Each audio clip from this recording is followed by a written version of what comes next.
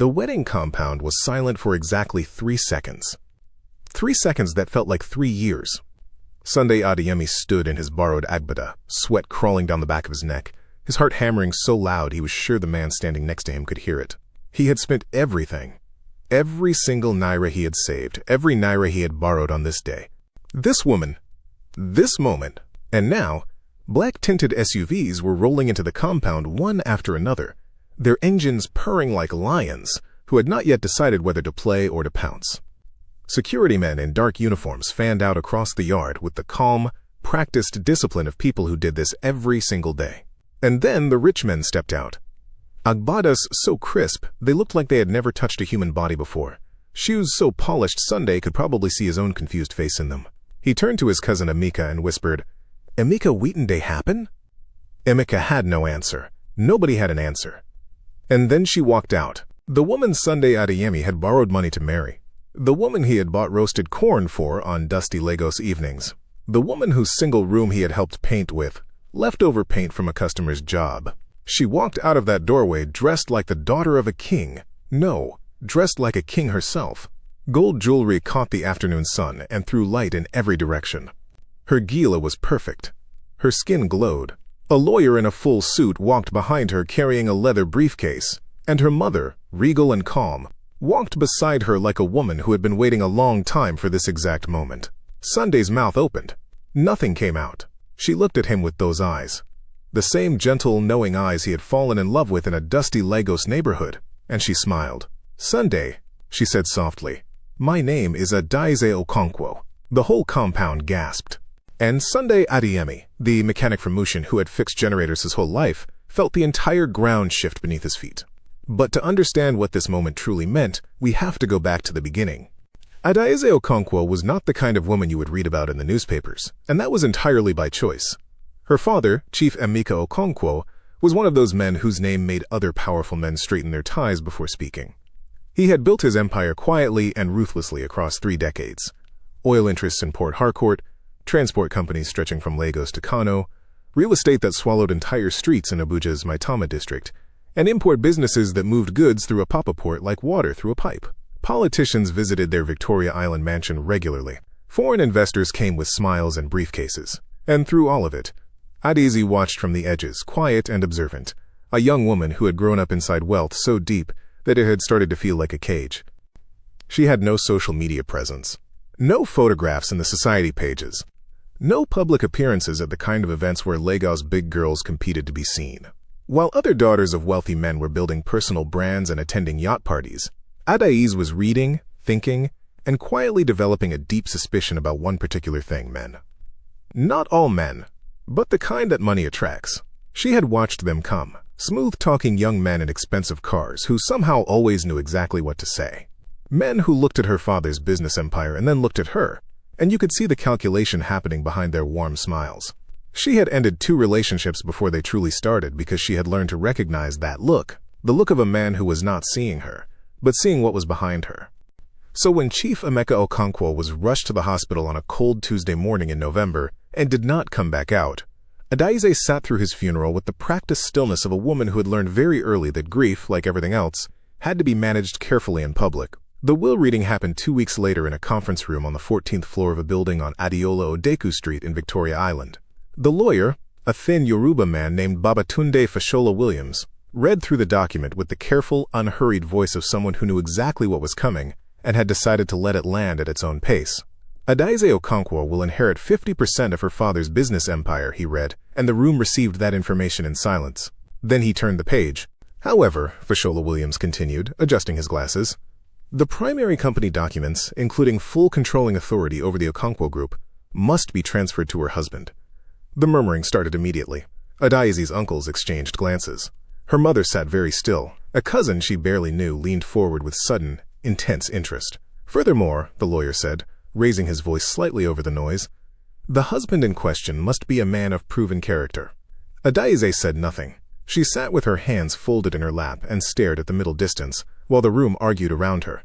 And inside her mind, one single thought was forming with quiet, dangerous clarity. Her father had known exactly what he was doing. That night, back in the Victoria Island mansion that suddenly felt enormous and echoey without her father's presence in it, Adaeze sat with her mother, Mama Ngozi, in the kitchen the way they used to when she was small. Not in the formal sitting room, but in the actual kitchen, with tea and the kind of honest conversation that expensive furniture somehow always interrupts. "How will you know?" Mama Ngozi asked carefully, wrapping both hands around her cup. "Which man truly loves you, and which one loves what comes with you?" Adaeze was quiet for a long moment. "I will become poor," she finally said. Mama Ngozi stared at her daughter. "Adaeze." "Not forever, Mama." Adaeze looked up, and there was something settled and decided in her eyes, just long enough to find the truth. Hey, my people. If this story already has your heart racing, and you're only on episode 1, just imagine where this journey is going. Drop a like right now, comment where you're watching from. Whether you're in Lagos, Abuja, London, or Houston, I want to see you in the comments.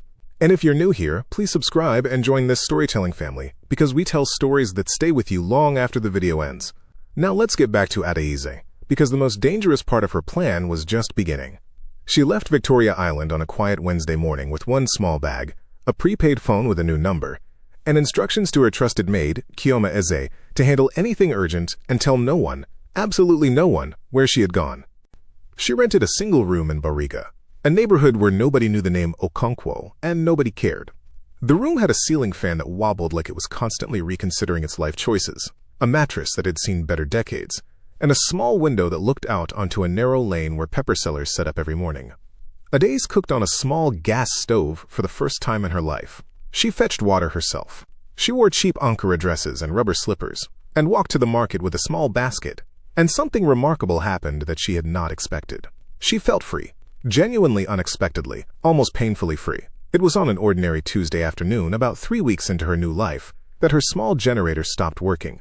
A woman on her street directed her down the road, past the vulcanizer and the suya spot, to a small repair shop with a hand-painted sign that read, Sunday Repairs, Generators, Electronics, Electrical Works.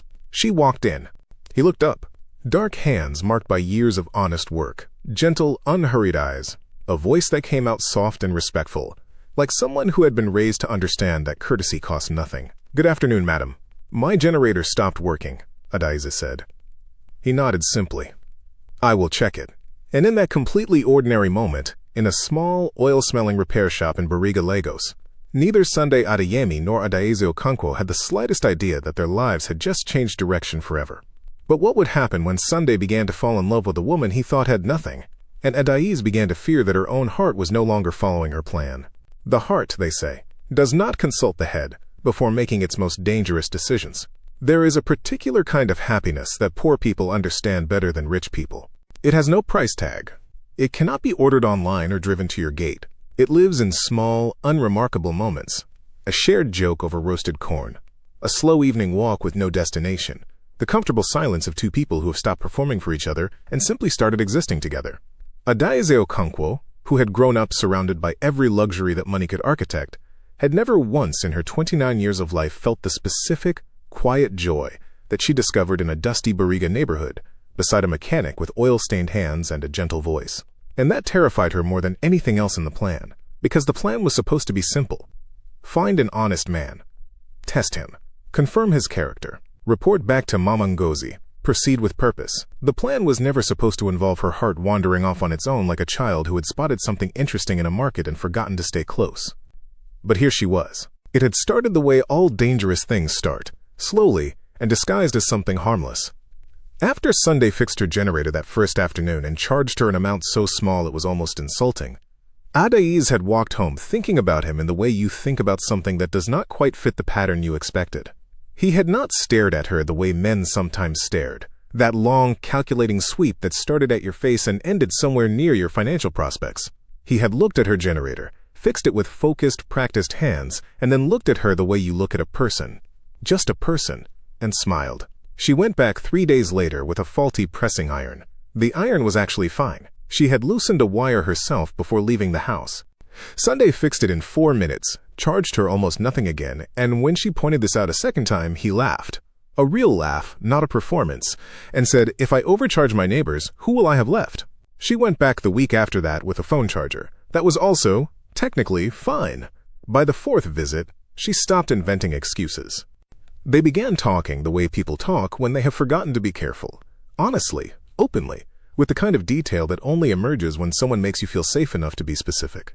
Sunday told her about growing up in Mushin, the third of 5 children, his father a bus driver who had worked that same route from Oshodi to Mile 2 for 22 years without complaint.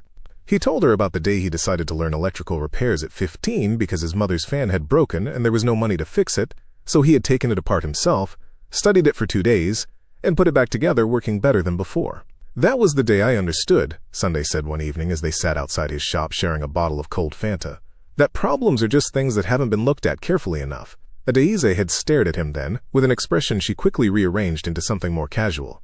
Because that sentence, delivered without drama or self-awareness by a man in a faded polo shirt, had hit her somewhere deep and permanent.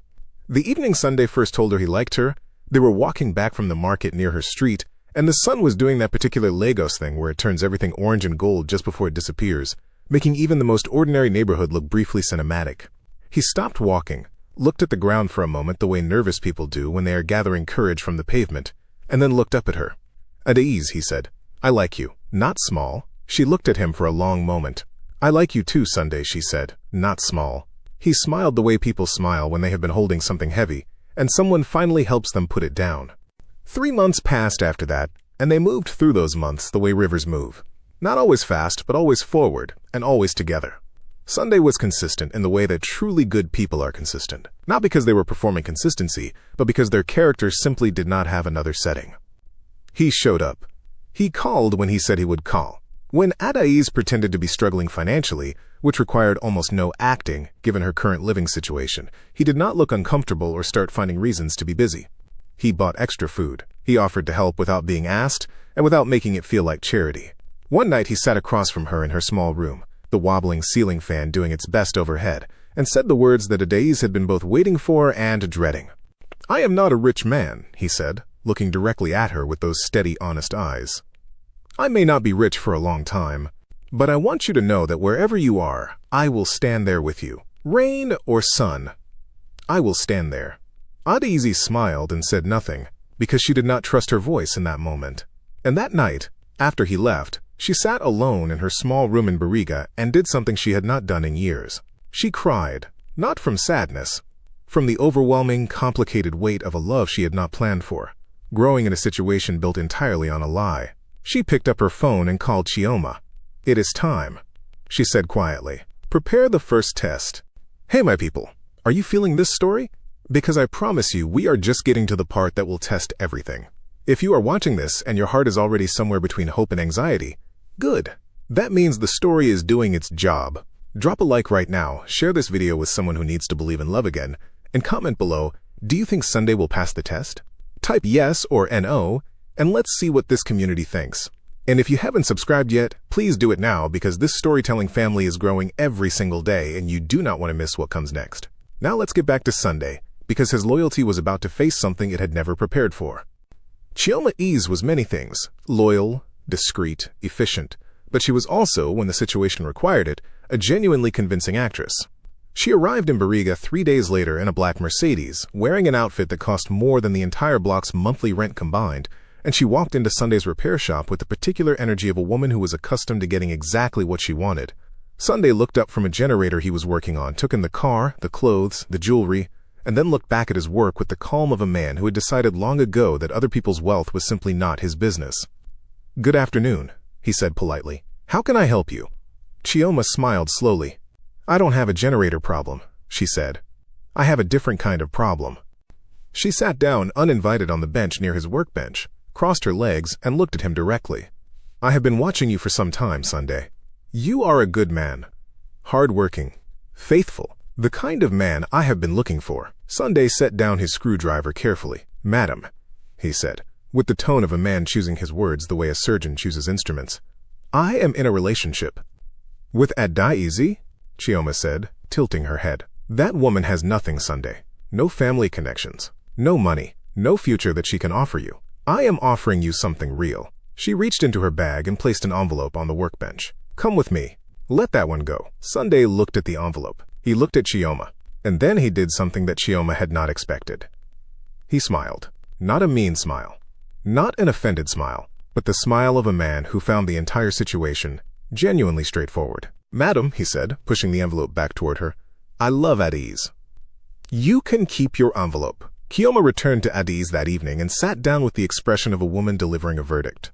He didn't even hesitate, she said simply. He loves you. Adaeze exhaled slowly. Then she was quiet for a long moment. One more test, she said. Kioma frowned. Madam, one more, Adaeze repeated. And this time, I need to be in the room. The second test was crueler than the first, and Adaeze knew it. She knew it when she was designing it, and she knew it even more painfully when she was sitting in that room watching it happen. Kioma arrived at Sunday's shop again, this time with Adaeze present. And this time she placed not just an envelope, but a full bag of money on the table. The kind of physical, visible wealth that communicates its size before you even open it. She placed a set of car keys beside it. And then she looked directly at Adaeze. I want Sunday, Kioma said flatly. Convince him to leave you, and everything on this table is yours. The room went very quiet. Sunday turned to look at Adaeze with an expression that was open and trusting. The expression of a man who was completely certain about what was coming next, because he was completely certain about the woman he loved. And Adaeze, God help her, picked up the money. She watched Sunday's face change. She watched the trust drain out of his eyes and something worse move in. Not anger, but a kind of quiet devastation. The specific heartbreak of a man who believed completely in something and is watching it dissolve in front of him. Adaeze, he whispered. She picked up the car keys. If this can change our lives, she said, her voice steady and terrible, maybe we should consider it. Sunday stared at her for a long moment. When he finally spoke, his voice was barely above a whisper, and it carried the weight of everything he had invested in her. So money can buy your love? She said nothing. I thought you loved me, he said. And his voice broke cleanly on the last word, like something that had been under pressure for too long.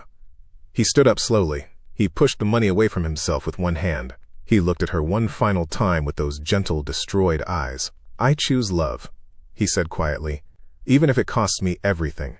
And then Sunday Adeyemi walked out of the room, out of the shop, and out into the loud, indifferent Lagos afternoon. And Adaeze sat there holding money that felt like it weighed 1,000 tons. And she cried in a way she had not cried since her father's funeral, with her whole body, without trying to stop. Kioma sat beside her in silence. Madam, she finally said softly. He passed. I know, Adaeze whispered. Then why are you still crying? Adaeze looked up, eyes red, the bag of money still in her lap like an accusation. Because I just broke the heart of the best man I have ever met, she said. And I don't know if he will ever come back. Would Sunday Adeyemi, a man who had just had his heart publicly shattered by the woman he loved, find it within himself to return? Or had Adaeze's final test finally pushed the one honest man she had ever found completely beyond her reach? They say love can survive many things, but can it survive the deliberate wound of someone you trusted completely? Sunday Adeyemi did not sleep for 3 days. Not properly. Not the deep, restoring kind of sleep that resets a man and sends him back into the world with a clear head and steady hands. He slept the way wounded people sleep, in short, restless intervals, waking up each time to the same ceiling, the same silence, and the same replaying image of Adaeze picking up that bag of money with calm, deliberate hands, while his entire world quietly collapsed around him. His younger brother Tunde had noticed the hollowness in his eyes by the second day and had asked twice what was wrong, and both times Sunday had simply said nothing, in the voice of a man for whom everything was wrong and words had temporarily stopped being useful. He sat in his shop and worked because work was the one language his hands understood, even when his heart was confused. He fixed generators.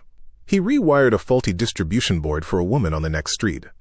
He replaced a burnt-out motor for a provision store owner who talked too much and noticed too little, which, on those particular days, was exactly the kind of company Sunday needed. He worked and he thought, and he replayed and he questioned, and slowly, over those 3 long days, something began to settle inside him. Not the forgetting kind of peace, but the deciding kind. He thought about what his mother used to say when he was a boy, and had come home from school upset about something a classmate had done. She would sit him down, look at him with those tired, wise eyes and say, Sunday, a person can only give you what they carry inside them. Before you judge what someone gave you, ask yourself, what were they carrying? He thought about Adaeze. Her quietness, her eyes, which had always seemed to him to hold more than she was saying. The way she had looked at him in that moment. Not triumphant, not cold, but something else entirely. Something that looked, if he was being honest with himself, disturbingly like pain. On the 4th morning, Sunday Adeyemi washed his face, put on a clean shirt, and walked to Adaeze's house. She opened the door and looked at him the way people look at things they have convinced themselves are gone forever and cannot quite process seeing again. Her eyes were still slightly swollen. She was wearing one of her plain Ankara dresses and her rubber slippers. And she looked, in that moment, so completely ordinary and so completely extraordinary that Sunday had to remind himself why he had come. "I am not here to fight," he said from the doorway. She nodded slowly, not trusting her voice. "I thought about what happened," he continued, his voice measured and careful, the voice of a man who had rehearsed this, and then decided to abandon the rehearsal and simply speak. "And I thought about you, about who you are, about every moment we have spent together." He paused, "and I decided that I do not understand what happened in that room, but I also decided that I am not willing to lose you over something I do not yet fully understand." Adaeze's jaw tightened, her eyes filled. "Sunday, I forgive you," he said simply. "Whatever happened, whatever that was, I forgive you, because you are worth forgiving." She broke completely then, not elegantly, not quietly, but with the full, ungovernable grief of a woman who had been carrying a lie for months while simultaneously falling in love, and the weight of it came out all at once, right there in the doorway of her small barriga room, with the wobbling ceiling fan turning slowly behind her and the pepper cellar already setting up outside. Sunday stepped forward and held her the way good men hold people they love, without awkwardness, without agenda, with the simple, solid warmth of someone who has decided that this is where they belong. When she finally pulled back and wiped her face, she looked at him and almost told him everything right then. The truth was right there, sitting at the front of her throat, ready to come out. But she swallowed it, because there was still one thing left to know, not about his character, which she now understood with complete certainty, but about his heart, about whether a man who had proven his love in the darkness would still stand in the light. "Sunday," she said quietly, "will you marry me?" He blinked. Then he laughed, that real, unguarded laugh she loved. "Adaeze," he said, "I was going to ask you the same thing." Hey, my people, we have reached the final episode and I need you with me right now, because this ending is going to shake something loose in your chest. If this story has moved you, if Sunday and Adaeze have taken up residence somewhere in your heart the way good stories do, please drop a like right now. It costs you nothing and it means everything to this channel. Share this video with somebody today, somebody who needs to be reminded that real love still exists in this world. Comment below and tell me, did you think Sunday would come back? And if you are not yet subscribed, please do it right now and join this storytelling family, because what is coming in, part 2 of this story will absolutely destroy you in the best possible way. Now let's get back to Sunday, because the man had no idea what he was about to walk into. What followed was the most quietly heroic period of Sunday Adeyemi's life, and nobody outside his immediate circle would ever fully appreciate it, which was perhaps the most heroic thing about it. He had decided to marry Adaeze. And he had decided, with the particular stubborn dignity of a man raised to understand that how you do something matters as much as what you do, that he would do it properly. With his own money, with his own hands, without assistance, without shortcuts, and without apology. His friend Emeka Okafor, who worked at a printing company in Ikeja, had offered to help with costs. Sunday had refused. His older sister Ngozi, not to be confused with Adaeze's mother, though the name coincidence made Sunday smile privately, had offered to contribute to the bride price. Sunday had thanked her warmly and declined. "A man must marry his wife with honor," he told Emeka one evening as they sat outside the shop, and Emeka had shaken his head slowly with the expression of a man who both admired and was slightly exhausted by his friend's principles. So Sunday worked. He worked with the focused, relentless energy of a man who has converted love into fuel. He opened the shop earlier. He closed it later. He took on jobs he would previously have considered too small, fixing small household appliances, rewiring sockets, repairing old fans that other technicians had declared beyond saving. He ate less. He spent nothing he did not absolutely have to spend. He saved every naira with the careful, deliberate discipline of someone building something that mattered. He borrowed the remainder from a cooperative he had been contributing to for 3 years, explaining to the chairman, an elderly Hausa man named Malam Garba, that he needed it for his bride price. Malam Garba had looked at him for a long moment and then said in his quiet, unhurried way, "A man who borrows for love and not for luxury, that one will repay." And he had approved the loan on the spot. Within 6 weeks, Sunday had assembled enough, not lavishly, but honestly, every naira clean. The bride price delegation traveled on a Saturday morning. Sunday, Emeka, his uncle Baba Wale, 2 older men from his late father's side, and Malam Garba himself, who had insisted on coming along in the capacity of what he called moral support, but which everyone understood was really curiosity. Adaeze had given Sunday an address in a quiet part of Lagos mainland, and they arrived to find a modest compound with a small, old mud brick house at its center. Sunday's delegation exchanged glances. Emeka leaned close and whispered, "Nah, here's she dey from?" Sunday said nothing. He straightened his agbada, picked up the neatly arranged items they had brought, and walked forward. What followed was a bride price ceremony conducted with complete sincerity on both sides. The older women presented on Adaeze's behalf were warm and proper. The proceedings were conducted with dignity, and Sunday knelt at the appropriate moment and presented everything he had brought, without hesitation, without visible shock at the humbleness of the surroundings, and without a single flicker of the social calculation that the moment might have invited in a lesser man. Adaeze, watching from inside, gripped Chioma's hand so hard that Chioma quietly winced. "He is kneeling," Chioma whispered. "I know," Adaeze whispered back. "He is not even blinking."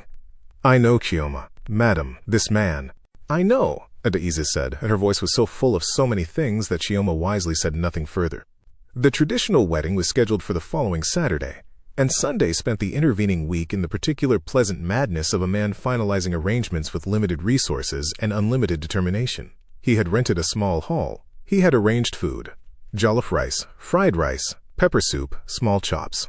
He had organized music. He had bought himself a new agbada, not the most expensive on the rack, but clean, well-fitted, and chosen with care. He arrived at the venue that Saturday morning with Emeka and Baba Wale, feeling the specific nervous joy of a man standing at the edge of the best decision he had ever made. The hall was modest, but arranged neatly. Guests were arriving.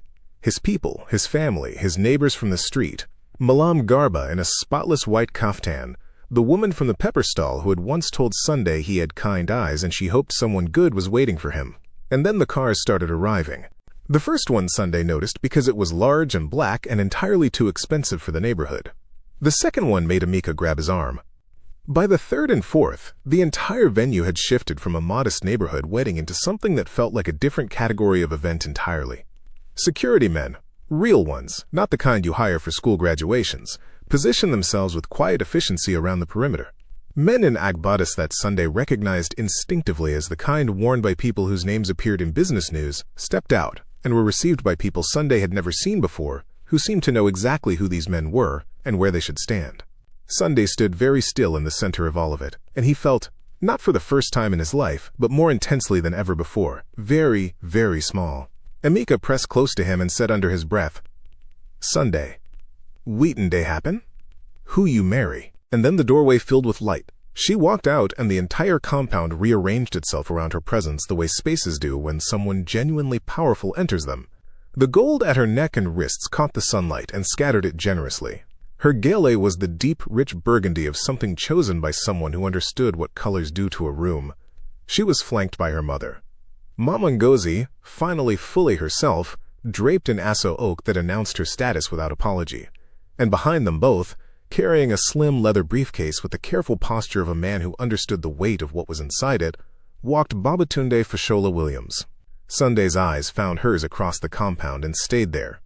She walked toward him slowly, and the crowd parted for her the way crowds part for people who carry genuine authority rather than the performed kind, and when she stopped in front of him, she was close enough that he could see the slight trembling at the corners of her smile.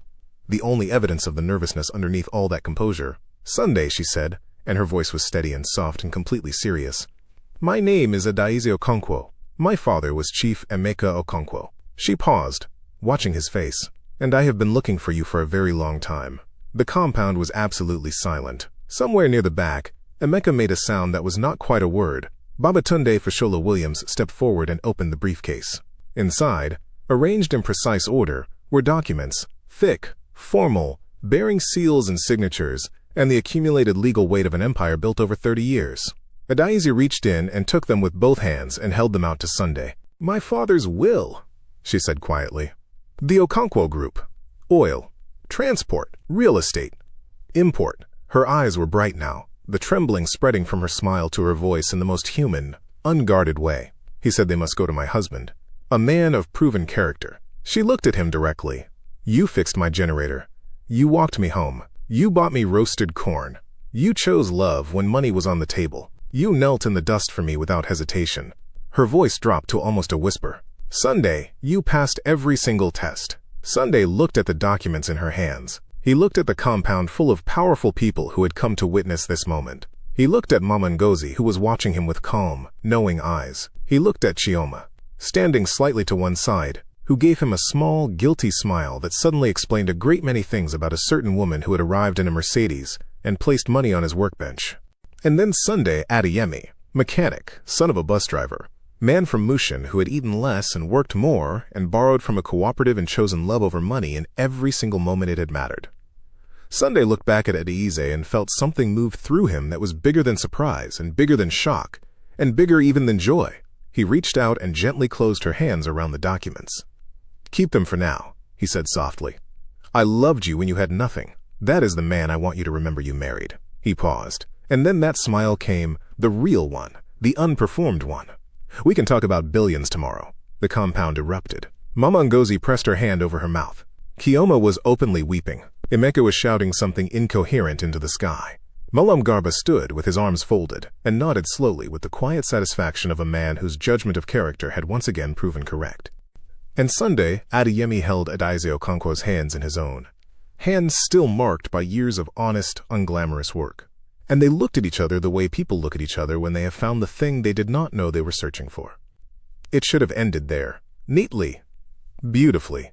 The mechanic and the billionaire, standing in the sunlight, surrounded by the evidence of a love that had been tested and proven and was now ready to begin its real life. But 3 rows back in the compound, a man in an expensive agbada was on his phone. His name was Rotimi Savage, and he was Adaeze's cousin. He had been in that conference room when the will was read. He had heard the lawyer say, "proven character." He had done the calculation then, and he was doing a different calculation now as he watched Sunday hold Adaeze's hands and the crowd celebrate around them. The person on the other end of his phone picked up. "It happened," Rotimi said quietly, turning slightly away from the crowd. "She found somebody." He paused, listening. "A mechanic. Nobody. From Mushin." Another pause. "Yes, the documents are right there." His voice dropped lower. "We need to move, now. Before those papers get filed." He ended the call and slid his phone into his pocket. He looked at Sunday Adeyemi across the joyful, unsuspecting compound, and his expression held something that had no business being at a wedding. And somewhere in Abuja, in a glass-walled office on the top floor of a building in Maitama, a phone rang on a large mahogany desk. The man who picked it up listened for 30 seconds without speaking. Then he leaned forward slowly and said, in the calm, unhurried voice of someone who had been waiting a very long time for a specific piece of information, "Find out everything about this Sunday." Sunday Adeyemi had survived poverty. He had survived heartbreak. He had survived every test that love had placed in front of him. But had anyone told him about the tests that money brings? Because the Okonkwo empire was worth more than Sunday could count, and there were people who had been waiting very patiently for exactly this moment. The celebration was still going. The jollof rice was still hot. Emeka was still shouting. And the most dangerous chapter of Sunday and Adaeze's story had not yet even introduced itself.